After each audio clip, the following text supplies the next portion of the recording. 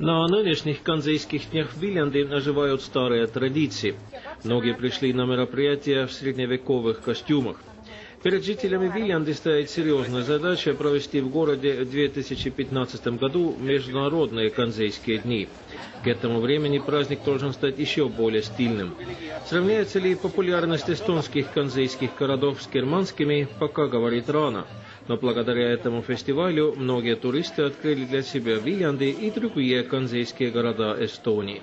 On väga suur hulk inimesi, kes peavad väga palju vanadest traditsioonidest ja kuna Viljandi linn on 14. sajandist alates Hansalinnade liitu arvatud, siis on väga tore läbi ühe sellise traditsiooni tutvustada oma linna kultuuri, traditsioone, käsitööd, kauplemist ja võõrustada sellel külalisi linnas.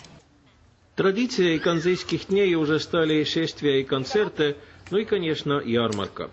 В дворике мастеров можно было попробовать совместить старинные умения с сегодняшними привычками.